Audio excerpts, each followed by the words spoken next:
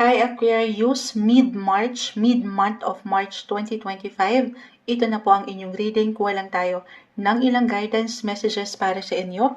Para sa mga Aquarius, anong kailangan nyo marinig ngayon? Message?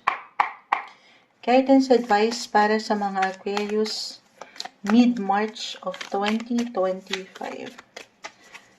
Okay. Cut natin ito this time into 3. Kukunin lang po natin yung pinaka-advice para sa inyo. Okay. The 8 of Wands reverse, Knight of Wands, 8 of Swords, 8 and 8, the 4 of Swords, Ace of Pentacles, okay. 4 of Pentacles reverse, the Knight of Cups, and the Star. Okay, so meron man pong ilang reversal na baraha para sa ilang bago lang na nakakapakinig kay Moonchild Aquarius. Meron lang po itong kalakip na mensahe. Okay. So, agad-agad nakita ko yung ilang maaaring maramdaman yung kabagalan mid-March.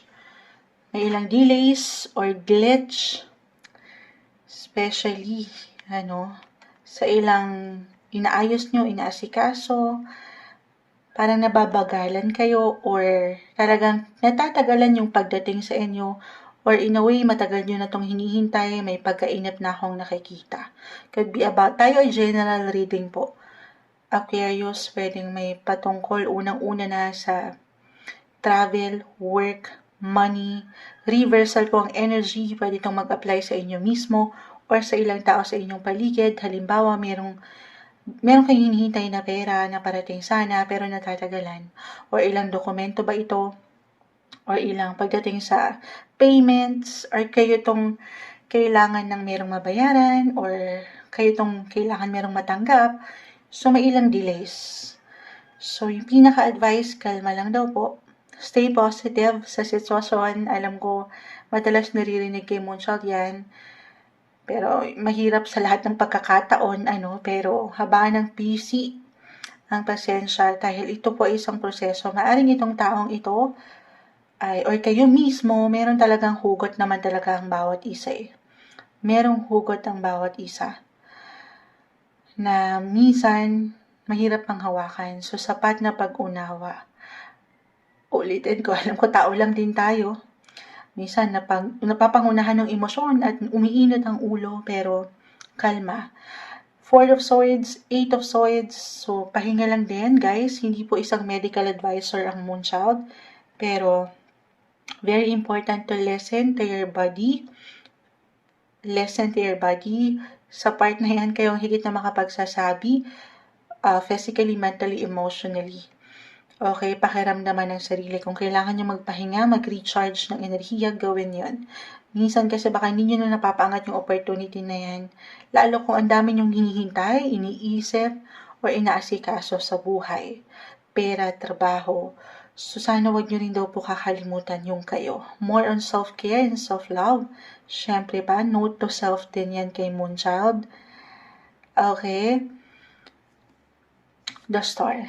Ayan, the Knight of Cups. When it comes to your relationship, baka kailangan nyo munang kumalma, magpahinga, magpalamig, if ever dyan mag-apply ngayong mid-March or kung ngayon pa lang ay dama nyo na yung tension or miscommunication or hindi pagsabay sa ilang pagkakataon ng inyong mga partner if ever you're in a relationship, married.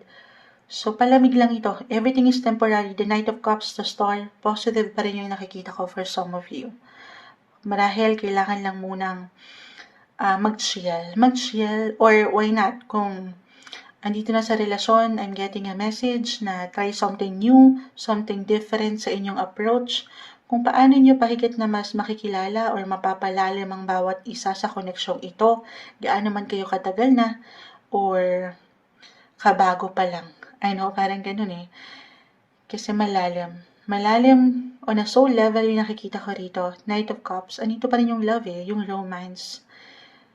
So ayan. Parang yan, Moonchild. Parang hindi naman kami okay ngayon. Baka dyan mag-apply yung ilang delays or ilang glitch, confusion, or even frustration po for some of you. Aking ulitin, pahinga lang muna. Huwag niyong madaliin, huwag niyong bigyan ng control, sabay kayo sa ilang sitwasyong ito. Let things flow naturally pa rin sa inyong buhay relasyon. Okay?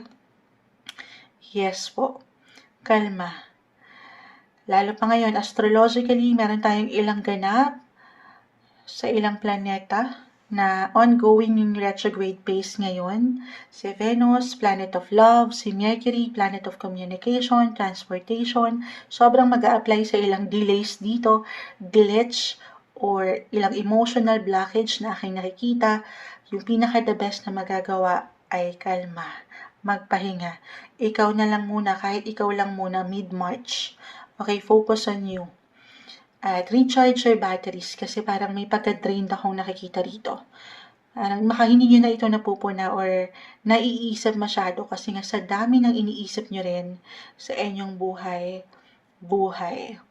Okay, add ko to when it comes to ano to mon chat? Ano to? Live na live pa rin tayo. Time check, 3:05 AM na. Live na live. Iba na yung boses ni Munchang. Papamalat na, oo. Pero ilalaban natin about sa money. Okay? Ma-add ko to, habol natin. Ace of Pentacles. Reverse.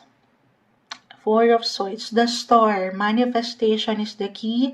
Hindi lang sa mga tala, syempre. Pero samahan ng dasal. Samahan ng dasal. At i-claim natin na may magandang possibility.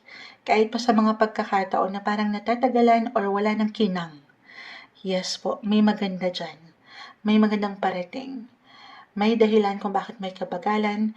Dahil yan sa meron palang mas maganda na oportunidad ang parating or offer, why not? Money opportunity po.